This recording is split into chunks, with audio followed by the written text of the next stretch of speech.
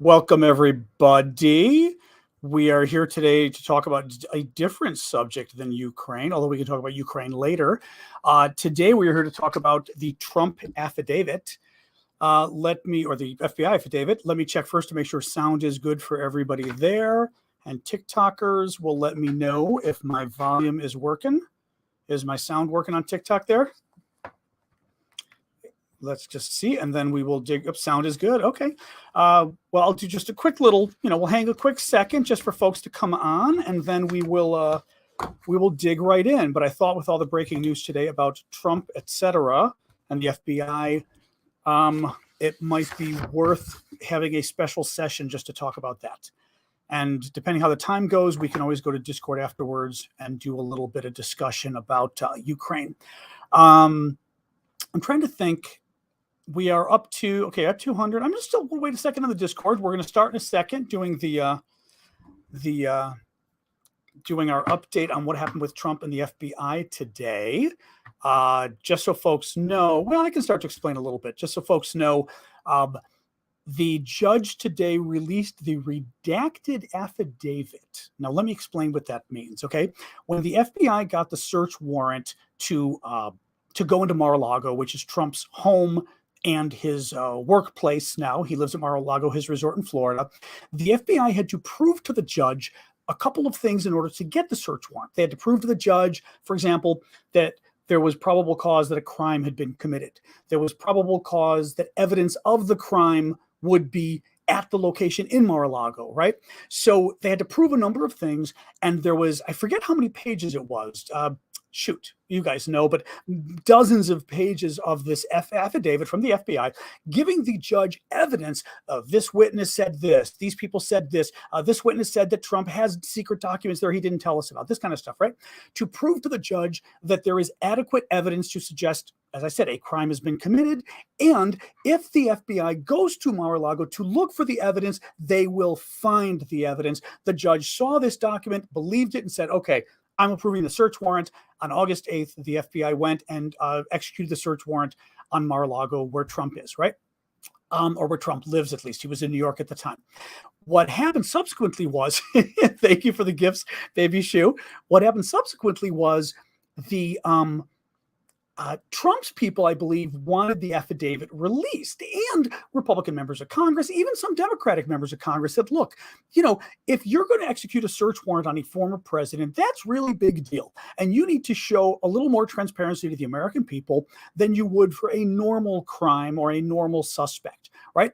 Normally, they wouldn't necessarily release the affidavit in this case. So the judge told the FBI last week, he said, look, you go through this affidavit, you cut out the secret parts that you think just can't go public, and give it to me in a week. I will review it, and I will decide if it's enough. I'll decide if it's too much, not enough.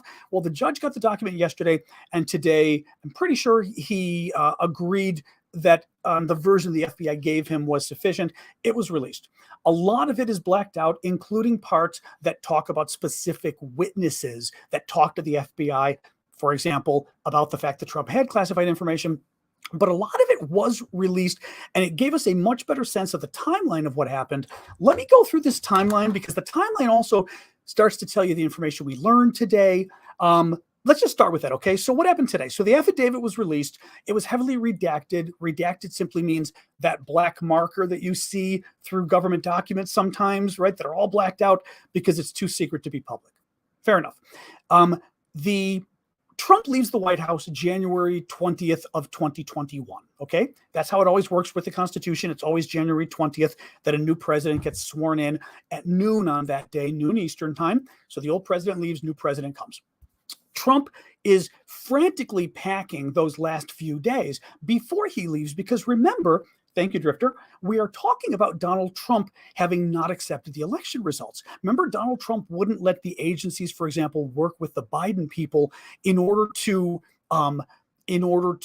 sorry, I got a warning notice that LinkedIn wasn't working. Sorry, LinkedIn. But he wouldn't let his agencies work with the Biden transition people to basically get the Biden people up to speed so that on day one of the presidency, they were ready to go, because Trump said, no, you didn't win the election. So at the same time, Trump wasn't letting his he wasn't letting his people pack, because why pack? He wasn't leaving, right? He won the election. So you get to a couple days before the election, before the swearing in, and Trump is now telling people to basically pack everything they can, and they're throwing things in boxes. They're going nuts, right? Well, we now know that a ton of classified documents were included in those boxes. That potentially is a crime. Let me jump ahead.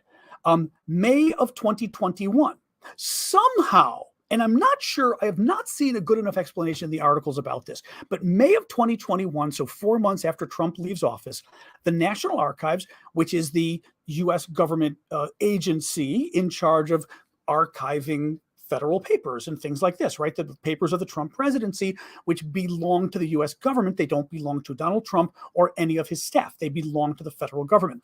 So the archives, May of 2021, contacts Trump and his people, and they ask for a number of boxes Trump has that they say belong to the government. Now, I don't know why the archives, no one's explained, and I went through a ton of articles today. No one explained to me how the archives knew that Trump had documents that didn't belong to him. For example, how did they know that Trump didn't just have boxes of his, oh boy, all right, stop that. That Trump, sorry, the dogs are being jealous again, that Trump didn't just have boxes of his own personal effects, his own toiletries. I don't know. So somebody told the archives that Trump had these documents and that they were not, they were presidential records that should have been part of the federal government. Okay. So May of 2021, the archives asked Trump for the boxes. 7 months later, in January of 2022, Trump finally turns over 15 boxes. So you've got a 7-month period from when the National Archives contacted Trump and said, you've got to turn over these documents. They don't, now mind you, we're not even talking classified yet. We're simply talking documents that Trump took, the archives thought, that did not belong to him. Because again, just to reiterate, it's actually very similar to you working in an office, right? If you work in an office and you quit, all of your office files, maybe you keep a copy and you shouldn't, right? But it's not like you can take all your office files and leave nothing there. Your office files belong to the office, all your memos, all your everything. Well, with the federal government, there's actually a law, the Federal Records Act. It was apparently because with the Nixon administration, there were a lot of, well, we know there were abuses, of course, with Nixon, but there were some kind of abuses of the federal election, of the federal documents. So this law was passed by Congress that said that presidents and their administrations have to keep track of all of their information. Even, this was very interesting, actually. Thank you, Louis. Even notes written on Post-it notes, those little yellow stickies, even something written on that, and you pin it to a document, that has to be kept. Okay, so that's how serious this is. In any case, so 7 months after the National Archives asks for the information from Trump, the National Archives asked for the information May 2021. They don't know Trump's got classified info. They just know Trump has a lot of documents he took that don't belong to him. So 7 months later, January of 2022, Trump turns over 15 boxes to the archives. Okay, the archives starts to go through the boxes, and the quote from them was, they discovered a lot of classified records. That's the quote, a lot of classified records. And they were concerned, not just that they were classified and highly classified, but they were thrown in with all the other material. So in other words, Trump had, one of the examples was newspaper clippings he had. He had newspaper clippings and some other just personal stuff. And then a highly classified document was in the middle of the newspaper clippings, and there were more newspaper clippings, just like crazy stuff, right? Mixed in. And these kind of classified documents would, first, they shouldn't be there to start with, but typically they would be like in a sleeve. So the sleeve would say top secret, blah, blah, blah, and the document would be inside. Well, they weren't even in the sleeves. So somebody, his secretary, and whoever it is, the maid, is going through these boxes to get a newspaper article, and he or she would literally be fanning by super classified documents that aren't even covered up, right? So very bad. So the archives in January of 2022 starts going through these 15 boxes of Trump's, and they go, holy cow. And again, the quote, there's a lot of classified records, quote unquote, in these boxes. They refer it to the FBI because they realize this stuff is also, I guarantee you, there can't be anybody at the National Archives, well, I shouldn't say anybody, but anybody reviewing these boxes that had a sufficient clearance to look at the kind of documents Trump had, right? So they freak out. They contact the FBI. They give the documents to the FBI February of 2022, February of this year. Okay, that's the first thing. So now, among the documents, there are more than 700 pages. These are the 15 boxes that the National Archives got in January. Okay, the FBI starts to go through them in May, and again, kind of crazy, right? Trump turns the documents over. He keeps them for a year. He turns them over January of this year. The archives contacts the FBI in February and says, holy cow, lots of classified documents. May, 3 months later, the FBI is going through the boxes and sees the classified information that's incredibly classified. Now, I'm suspecting that this stuff was delayed because of Trump's lawyers, because there's a letter from the archives to Trump in May of this year, or to Trump's lawyers, that says, look, you guys have been stalling. We found a lot of classified info. You're now claiming executive privilege and all these kind of attorney-client privilege, all these privileges that to slow down the process of even reviewing the documents.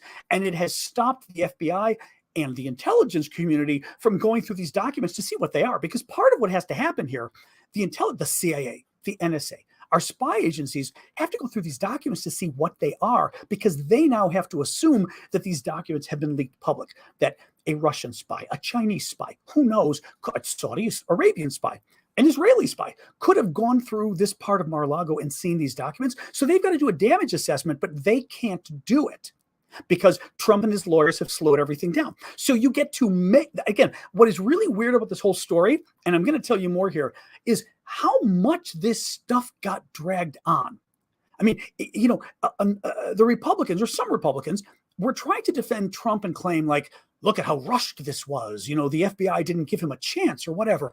You are going to see how the FBI gave Trump a ridiculous amount of time here from when they knew he had classified information. Okay, so get this.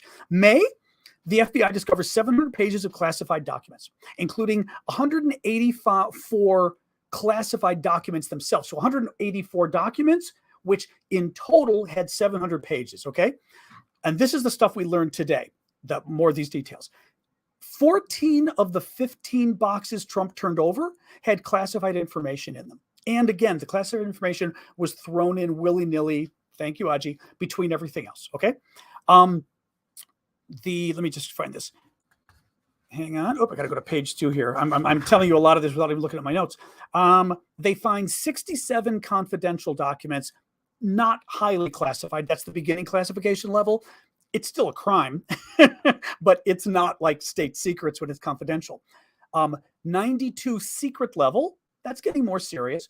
25 top secret, that's incredibly serious, including several special access documents. Now, special access, I'm going to explain to you a second what these documents are, because this is the serious stuff. And they found several of these documents. Now, 25 top secret, which is still super highly classified, top secret, okay? But several of them were special access. I had a special access clearance when I worked in the U.S. Senate. I was working for a Republican senator at the time. I was a Republican, and we were working on the U.S.-Soviet arms control negotiations in Vienna and Geneva.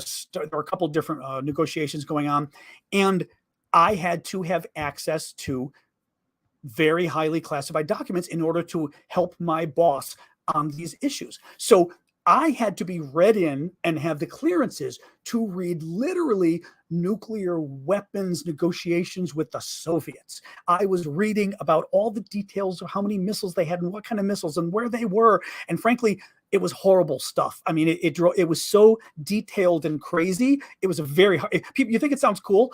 It was very difficult stuff. I was very kind of unhappy with it because it was not easy.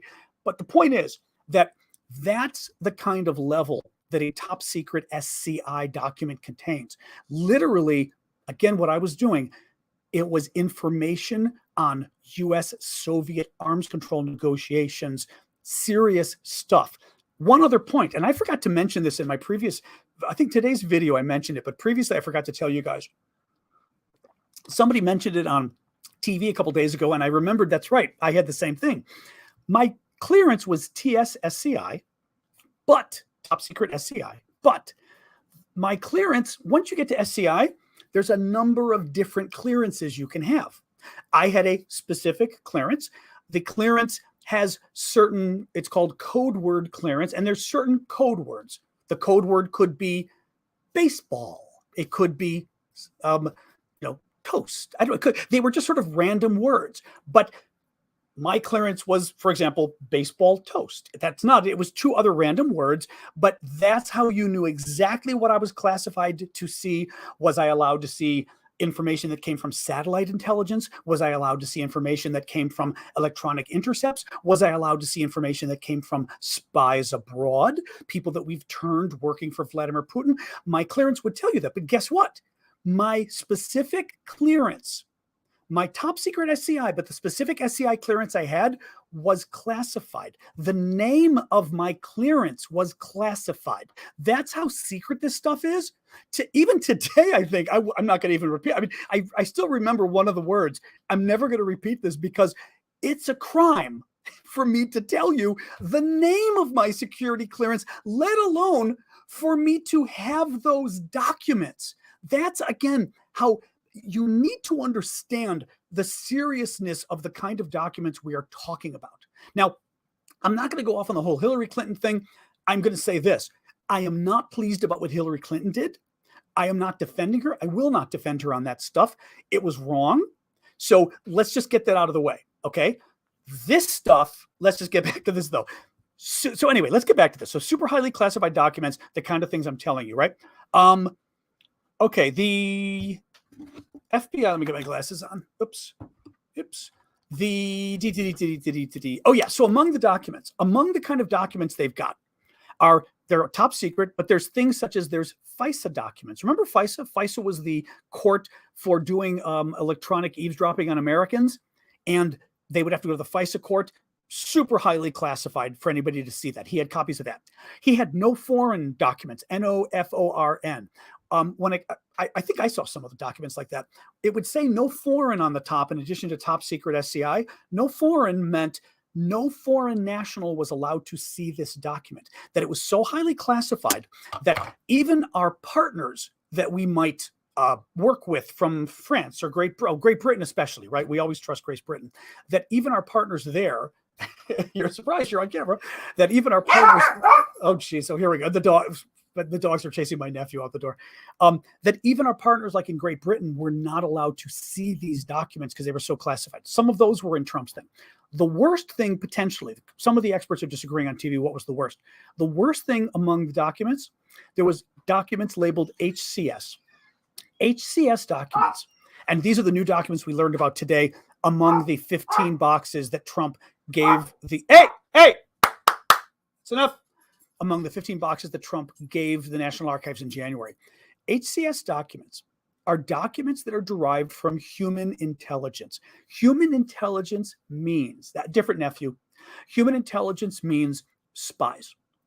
It could be American spies. More likely, it's foreigners who are giving us information. It's people we've turned, people we're paying off. It's people working in Vladimir Putin's inner circle. It's somebody working close to the Ayatollah or, the Ayatollahs in Iran. It's somebody very, very important, somebody who's a foreigner, somebody who nobody realizes is working for the American government secretly and giving us top secret information. And if the document were to go public, if the wrong person were to see this document, they would be able to reverse engineer and figure out who this person was, and they would kill this person. For example, think of a private conversation you had with, I don't know, at a dinner table with your family.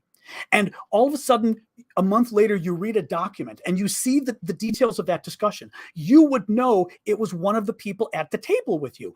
That's the kind of information this would include. That's why it's so dangerous, because literally Vladimir Putin would know among 3 people, one of them is working for the US government, and knowing Putin, he'd just kill all 3 and we would lose a source. So that's why a lot of people are freaking out about the information we found today. These are not nothing documents. Now, let me go on. There's a lot more information, and then we'll do Q&A and everything else too. So the FBI, I'm going to kind of jump ahead here. So we go on now with the FBI has these documents. They're freaking out. They've talked to multiple sources now. They said, quote, a significant number of civilian witnesses talked to the FBI and gave them information that Trump had more classified documents there. Now, at the same time, and this I really don't understand, there was an FBI visit to Mar-a-Lago in early June of this year. And this was the visit where Trump's people claim the FBI simply told Trump to put another lock on the door. The FBI says that is not what they told him. Either way, I don't understand. And I also watched some of the former FBI guys on TV saying this today too. I don't understand why the FBI knew in June, early June, that Trump had classified information at Mar-a-Lago, and they waited until early August, 2 months later, to go in and get it. This is not a situation where, like the Republicans said, gosh, the FBI should have waited much longer. As soon as you find out that this guy has top secret SCI or other special access documents, our most highly classified secrets, the kind of secrets that can literally get our secret agents killed, okay, that the Russians would murder to get these documents. As soon as you know he's got these documents, you don't tell him to put another lock on the door. You literally go and get the documents. So I don't get why there was a 2-month delay here. So, ironically, like I said, I would criticize the FBI from the opposite side and say, the issue isn't that you didn't give Trump enough deference. The issue is you gave Trump too much deference. You don't let documents like this sit. Now, again, just to remind you, these documents were in boxes in the basement of Mar-a-Lago. The door might have been locked, but give me a break, okay? We are talking, that's another thing with these documents. Okay, whenever I would want to go read one of these documents, I would have to go to a special office in the U.S. Senate where I worked. The office was located, the office itself was a SCIF, basically, was a secret area that was electronic eavesdropping proof and was scanned for bugs every day and all sorts of things. I would have to sign the document out, and then I would go into the room next door, and this was a super duper, if you ever watched Get Smart, if you're older than me or my age, it was like the secret bubble in Get Smart. It was basically a Faraday cage if you're a tech person, okay? Where you got to leave your phone outside. When I was there, we didn't have phones, or we had phones. We didn't have portable phones. No electronics could even permeate the walls. So it's a super secret location that you could read the documents safe. Nobody can hear you. Nobody can listen. Nobody can do anything, okay?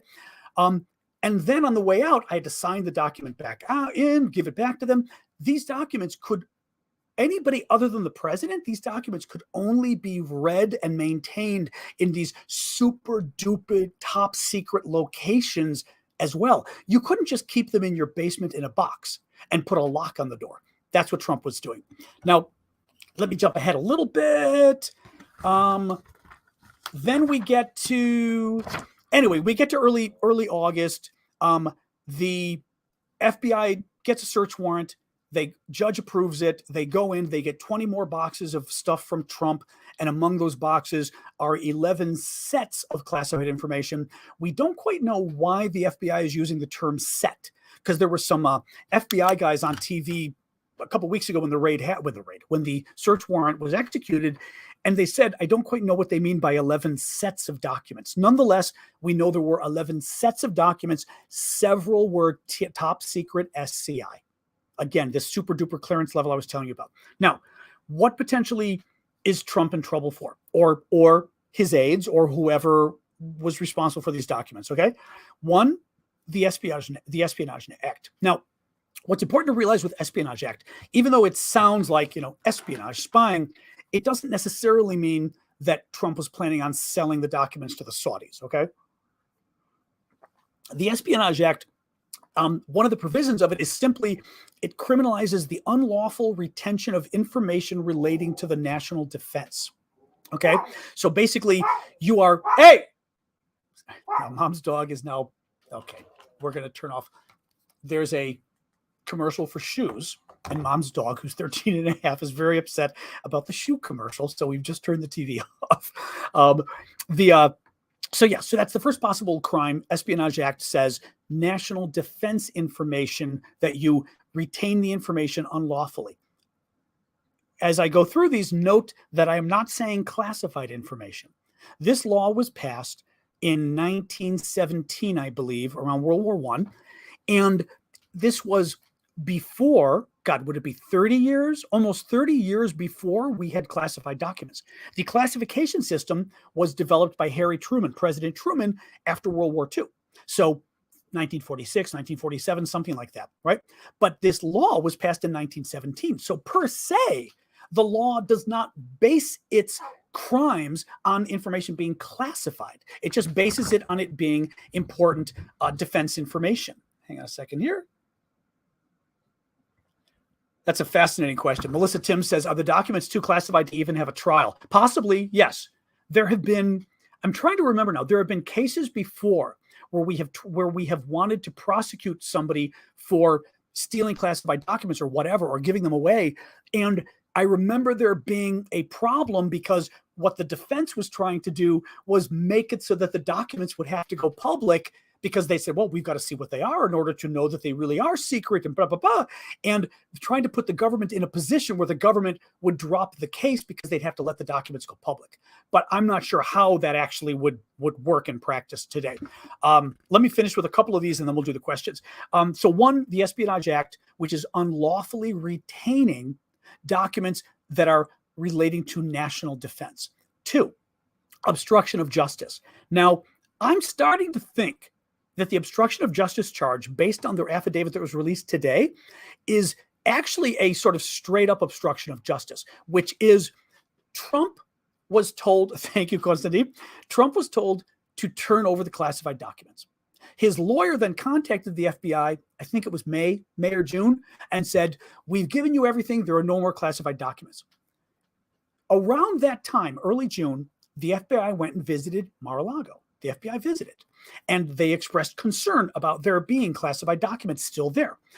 Some kind of discussion. Trump's people say we were told to put another lock on the door. Who knows, right? There's lots of competing information here as to what the FBI told Trump to do, but they were concerned about there being classified information there.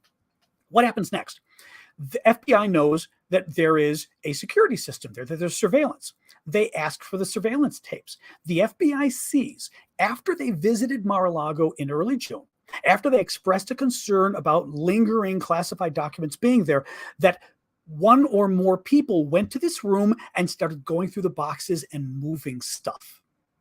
And we don't know this from the affidavit because it's blacked out, but I think the obstruction charge now might be that the obstruction was literally obstructing justice, in that we were investigating unlawful retention of classified documents. You told us you gave us everything, which was a lie. That's obstruction of justice when you lie to the FBI. And then you went and moved the documents to hide them from us because you were afraid we were going to do a search warrant. That's obstruction of justice as well. So that's my guess as to what the obstruction of justice count is. Finally, there's the Presidential Records Act. This is the one I told you about at the beginning of the show. We were talking about Richard Nixon.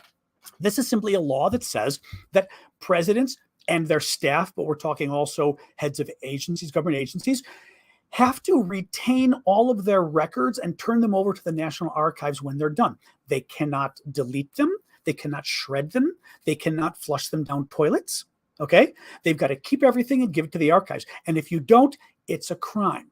So that's the third crime being alleged, is that Trump took presidential documents and kept them unlawfully. It's a third and different crime. Note that none of these three crimes required that the documents be classified. Okay? So now, Trump's defense. Trump claims he declassified all the documents automatically. There was this kind of strange claim that Trump made, that he says, oh, those documents, he's saying now, mind you, this first came up May of this year, I think, from one of his people, that Kash Patel guy. And they're claiming, oh, well, Trump had a standing order that every document that left the Oval Office to go to his residence, whether it was, I guess, his residence upstairs in the White House or his residence at Mar-a-Lago, automatically became declassified. So since the president does have very large declassification powers and very broad, they're saying, therefore, these documents were declassified, so there's no crime.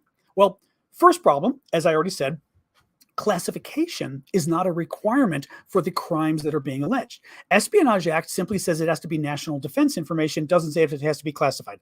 Obstruction of justice simply means you lied to us and maybe lied to us by hiding documents, by destroying them or whatever. Presidential Records Act, anything, any memo you wrote, any post-it you wrote, thank you, Ray, any post-it you wrote has to be retained or you're committing a crime. Now, clearly the FBI doesn't go after people for just not turning in a post-it, but the point is that all of these do not, they're not contingent on classification. 2, it is not clear that Trump or any president can declassify by waving his hand magically. We don't know. Some people, now you will see people say categorically yes, you'll see people say categorically no. I think that means we don't know, and it would have to be tested in court, okay? But the argument is, and with Trump you kind of get into this, the argument is, thank you, Louis, that there has to be some kind of a threshold because, but put it this way, meaning, let me put it this way. If a tree falls in a forest, right? If Trump is sitting on the toilet and says, to himself, I'm declassifying all of the documents pertaining to the investigation of Hillary's emails. And he literally says it while doing his business on the toilet, but doesn't tell anybody, are the documents declassified?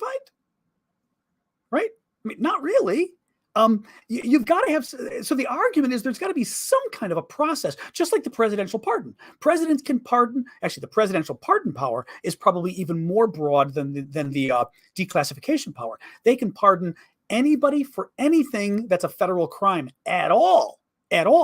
But he's got to follow a process. He can't just say, you are pardoned and you're pardoned, right? He's got to have the pardon attorney write up the documents. He's got to sign them. So the argument there is that Trump would have to do something more complicated than simply say. Now, here's the other problem.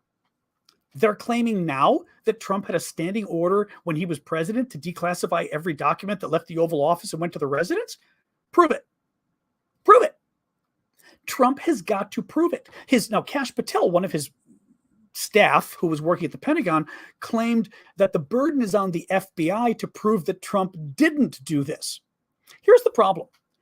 If we allowed any president, thank you, KK, if we allowed any president to, after he's a private citizen, when he no longer has the declassification power, to say, oh yeah, I declassified that document 2 years ago, you just didn't know. What if he's lying? We would be allowing any former president to unclassify anything at any time in the future because he or she would simply have to say, I did it, you have to believe me. So there's got to be some level of proof that he did it. No one has yet come forward and said, I was in the room when Trump did this. He wrote a note, he wrote a memo, he sent his staff email. Nobody has said this, okay? So that's one big problem for Trump. Another problem. So what if Trump declassified? So what? Here's my point. Super duper top secret memo. Trump declassifies it. Okay. He still doesn't own it. Declassification doesn't give you any ownership rights. It simply says, this is now no longer something I could go to jail for showing you.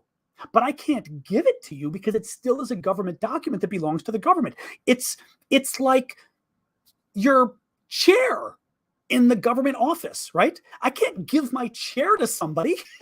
It belongs to the government. Just because Trump declassifies the documents doesn't mean he can take them as a private citizen because they still belong to the government. And Trump's people have never really responded to this point. And I'm actually missing a lot of the press haven't been bringing this up. They're not sort of bringing up the point and going, well, okay, so what if we don't believe you, but so what if you declassify the documents? That doesn't mean you own them and can take them with you. They belong to the government. Two more things. This is Trump's defense that he automatically declassified every document leaving the Oval Office and going to his residence automatically. That's insane. Every classified document that went with him to work. Let's put that aside, okay? But Trump is not somebody who worked at 10 o'clock at night in his bedroom, okay? But none, and certainly went to Mar-a-Lago, but whatever. Let's pretend he did.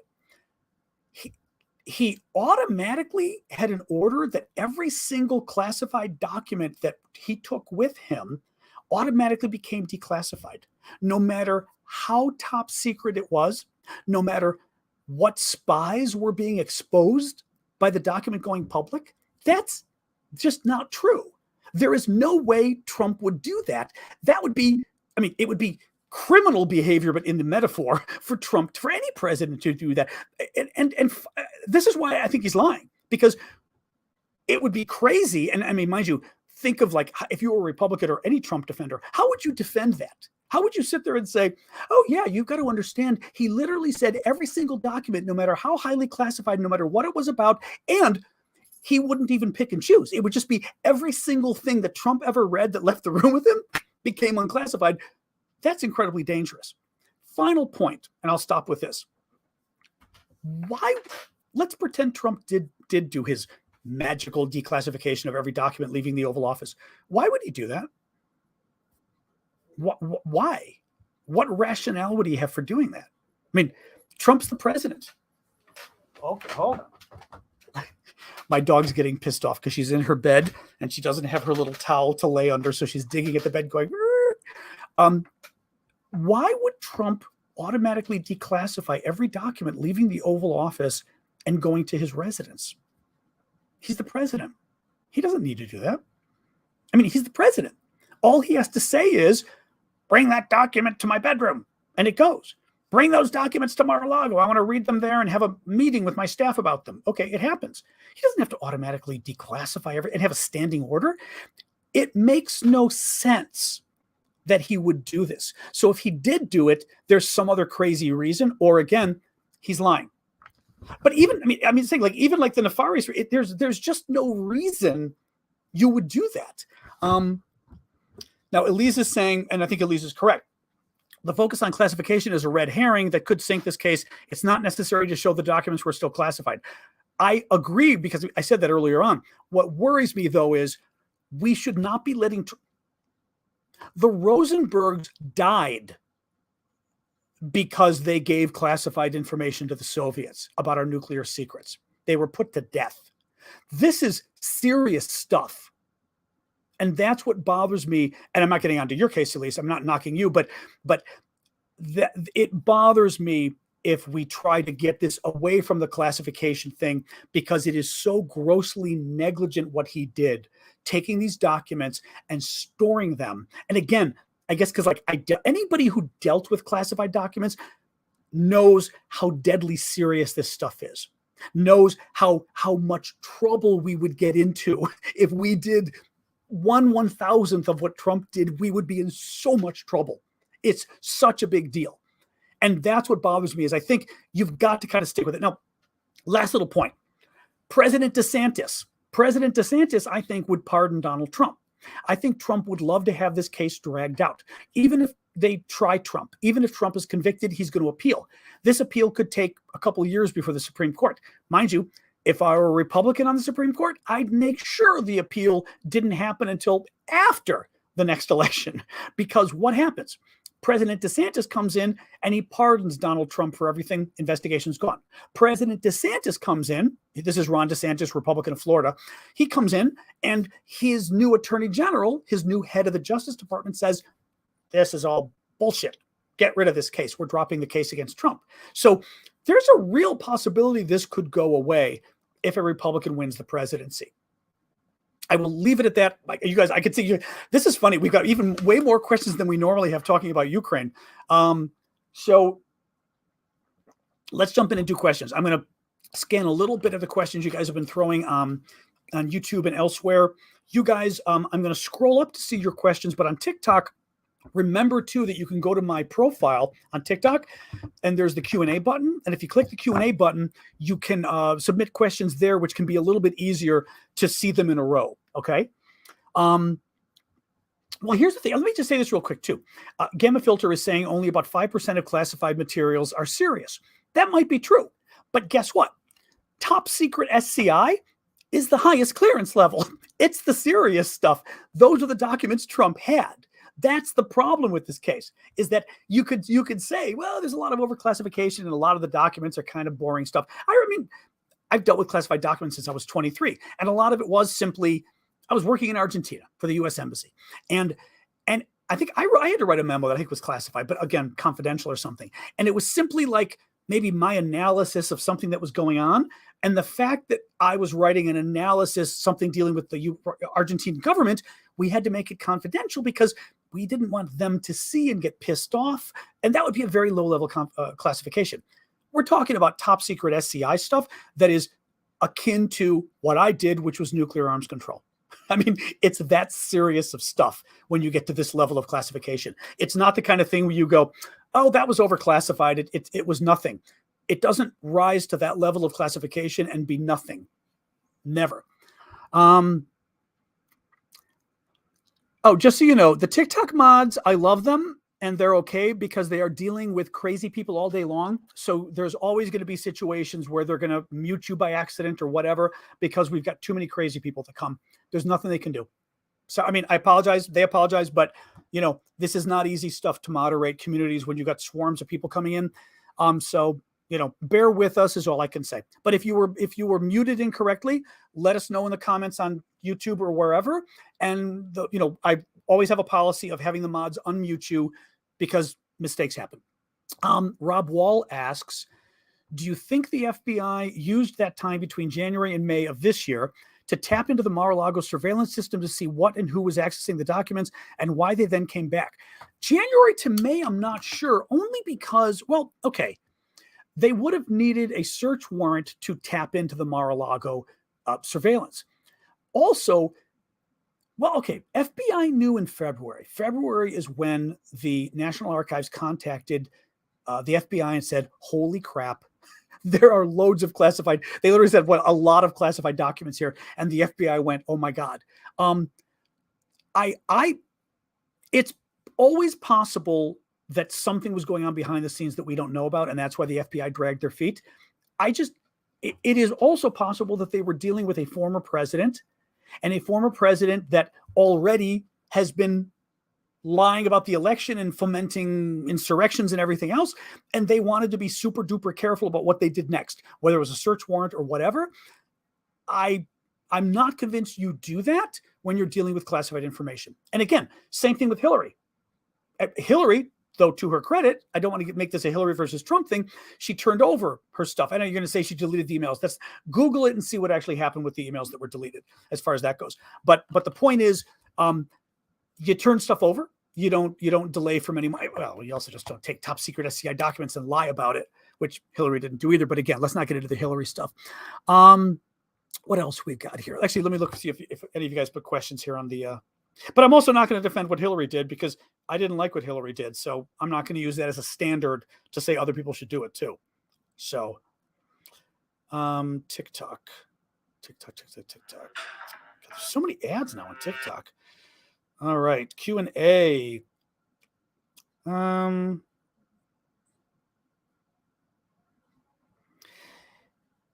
seized Trump's passports. If he were to run, where would he go? Well, I mean, he could go anywhere. Where would Edward Snowden go? I mean, you know, I'm pretty sure they're returning his passports, weren't they? But nonetheless, he could. Didn't Mar-a-Lago have a skiff installed? The skiffs are these super secret rooms that are Faraday cages where nothing's able to come in or get out. Mar-a-Lago would have had one installed while Trump was president.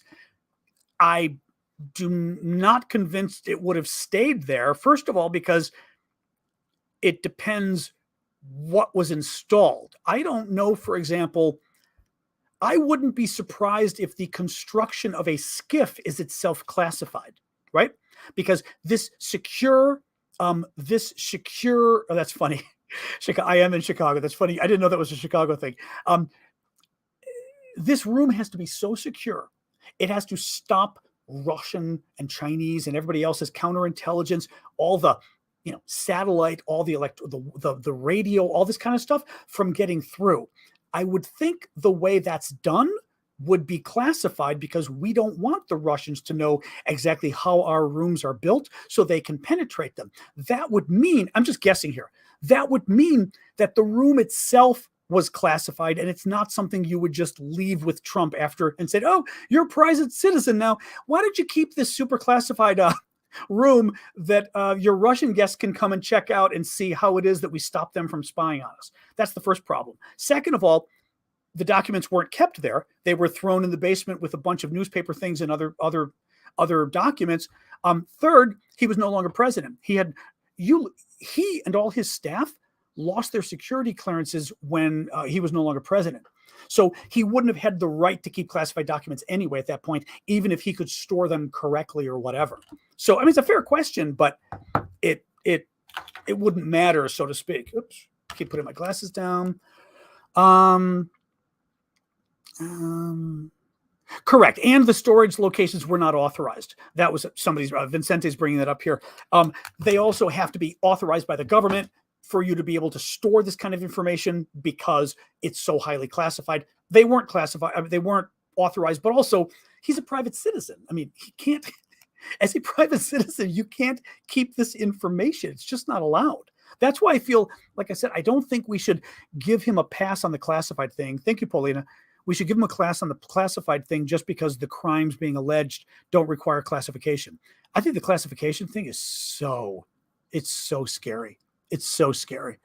What else we got here? Questions. Oop.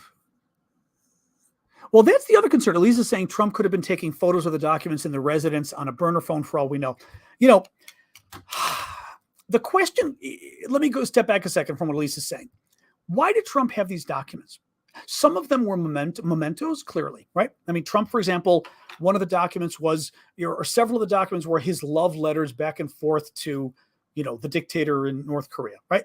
So Trump would have loved to keep those because he wants to show them to people, look at my little letters, this kind of stuff, right? Fair enough. I mean, still stuff he can't, probably very highly classified stuff he can't just keep, but that would explain that.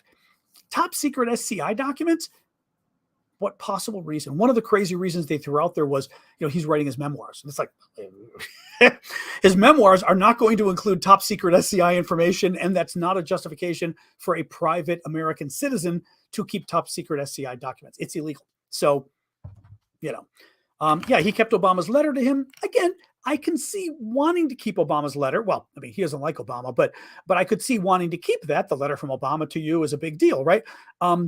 Even if you want to sell it someday. But again, it's presidential property. It's not his property. What else we got here?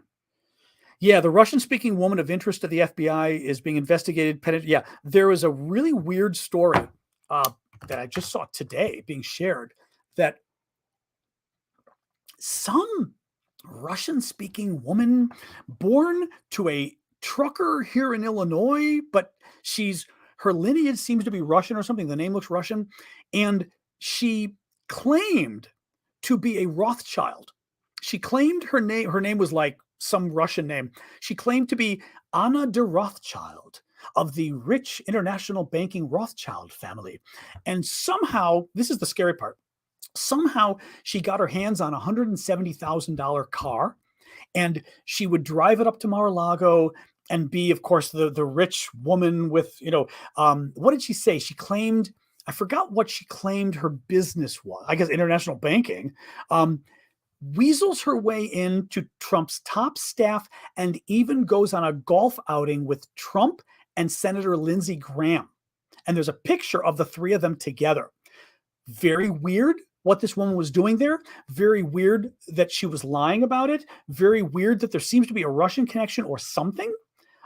Very weird that she was able to, well, very weird in the context of all of this stuff too. Look, I guarantee you the Russians, the Chinese, and several other intelligence, probably the Israelis too, have been through every lick of Mar-a-Lago and gone through all of Trump's stuff. They've probably seen all of these documents. And that's one of the worst things, is the intelligence community pretty much has to assume today that these documents are co-opted and that anything's in them is gone. It's bad. What else we got? I saw somebody else mention Anna Delvey or whatever. What is that? Somebody mentioned that on Twitter today too, and I didn't know what that was. Obviously, I should. Let me see what else we got here. We'll do another 10 minutes, guys. If we've got stuff to talk about, if you got questions, more Q&A. Oh, good. You wore your Sunsour Stork today. Yay. Somebody liked my shirts. There's a question. Do you think the Mar-a-Lago housekeepers viewed these documents? Well, that's a problem too, right? It depends where they were. I mean, did Trump show these documents? I got to tell you, if you're Trump and you're trying to show off to somebody, especially some pretty woman with an accent, you show her your, check this out. It's a nuclear secret. They could kill you for reading this, but I'm going to show you anyway, because that's how important I was as president, right? I mean, come on. I mean, I don't want to I don't want to guess at what Trump did here, but come on. This stuff is not exactly, it's speculating, but it's simple speculating, is that it would be very easy for somebody not authorized to see this information. And I pretty much guarantee you that the other intelligence services have probably gone through everything and looked at this stuff. My point is, that is why this stuff is not allowed, because it is so easy for it to get out to people that are not authorized to see it, and very dangerous. The multiple witness thing is interesting. Thomas says, were there multiple witnesses? There was one reference today in the news that there was at least one witness who said there were classified documents. Then there was another reference in the affidavit to, hang on a second, to the FBI had information from a significant number of civilian witnesses. I mean, the question becomes, was the information that he still had classified documents? Was the information that he was hiding the documents, that he was destroying the documents? I mean, clearly the information was in some way, shape, or form, he still had, I shouldn't even say classified, that he still had documents that he wasn't turning over. So that seems to be what that's suggesting. So yeah, Thomas, it seems that the document, the affidavit today is saying they had multiple witnesses, you know? What else? Now we're going to do more Ukraine too, but today this issue came up and it's important. So, now anybody could have, yeah. It's, this is important. So I thought it'd be interesting to talk about this today, obviously. Why are Democrats not more up in arms and vocal about this, says Magical? The thing is that I think they're being careful. Oops, throwing water all over. I think the Democrats know that Republicans are going to try to make this about Joe Biden, right? And Merrick Garland, and the Democrats are going after Trump and all of this, right? Ignoring the fact that the head of the FBI is a Republican appointed by Donald Trump. So I think Democrats figure in this case, Trump is hanging himself. It's the old, what is it? If your enemy's hanging himself, give him rope, I guess is one of the expressions. The other is, what is it? If your enemy is hanging himself, get out of the way. So I think the Democrats probably figured this is so bad on its face, and the Republicans are trying to make it so political that they need to just get out of the way. Because as soon as Adam Schiff starts talking about it, or somebody else, then you get Adam Schiff, right? I mean, it makes it more political. So I think I will say, it bothers me a little bit because you still have kind of the media versus Trump's people, or the Republicans, the media trying to get the truth out there, and the Republicans have been pretty much not getting the truth out there about this. But I think if the Democrats get there, then it becomes a he said, she said. So I think they're being smart about it. Actually. Possible. Could a special master be appointed due to the classification level of documents? Yes, I think. A couple different things. One, I'm pretty sure I already read that somebody will be going through the documents to make sure there isn't anything that is, attorney-client or whatever. Not that there should be. Like, again, why would there be lawyer documents thrown in here, right? There shouldn't be. But they can go through and make sure. But as far as prosecuting the case, I'm not sure. Oh, thank you, Latex. Latex, I'm going to call you. I'm not sure. I'm not sure how that would work. Yeah, as far as how you then proceed, this is what I talked about at the beginning of the show, was how do you proceed with a case that's dealing with such highly classified stuff? You can't really have a jury that can do it. But if it's a criminal case, you have the right to a jury. So that's part of the conundrum they try to put you in. The defense tries to put the government in and says, well, we're going to have a jury. And if you're afraid of showing your top secret stuff to the jury, then I guess you can't prosecute me. So, military court, I don't think so. I mean, it's not like we're going to rendition Trump to Gitmo or something. You know what I mean? So I don't think you'd have a military court. He's a private citizen. I don't know how that would work. Um, you know,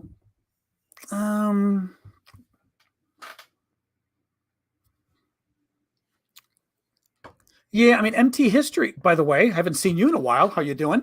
MT History Buff is weighing in, who always has interesting stuff. I've learned to, where did I put my glasses? I've learned to trust him.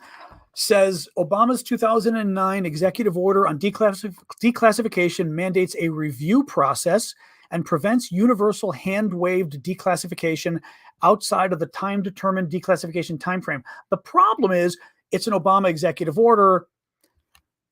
I guess, right. I guess the issue would be Trump would have to, I don't know. That's an interesting question, how the executive orders work with future presidents. Would Trump have to rescind the executive order? Also, they could have rescinded it. Remember when Trump came in, they rescinded a ton of Obama's executive orders.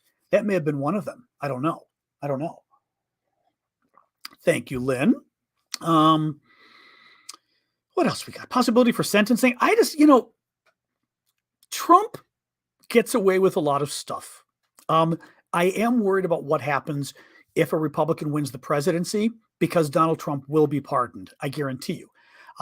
I worry about what will happen in terms of a Republican Department of Justice being told not to prosecute. Typically, that's not how it works. It's what Donald Trump tried to have, and it's certainly what Trump's Attorney General Barr did in terms of prosecuting Trump. Barr just decided not to prosecute him. So I think Trump gets off if a Republican wins the presidency. Yes. If a Democrat wins in 2.5 years, then Trump could be in trouble. I also think, and it's something to keep an eye on, Joe Biden is dying to pardon Donald Trump. Biden, to his credit, Biden can be an ass, but Biden, to his credit, wants to make things get along with Republicans and all of that. And I think Biden absolutely positively would strongly consider pardoning Trump for the good of the country. The problem is there is no good of the country. This isn't like Nixon, where Nixon was pardoned by Ford and then we moved on as a country. This is going to be, you're pardoning the guy who's planning the next coup d'etat, so that basically you're getting him off the hook and then he's going to go and try to overthrow the government in 2 years. I'm not sure pardoning him is the right approach. It's not the right approach. I'm being facetious by saying probably or maybe not. It's not. But I think you've got an issue there with what happens. Thank you, Bonnie. What happens if a Republican wins the presidency?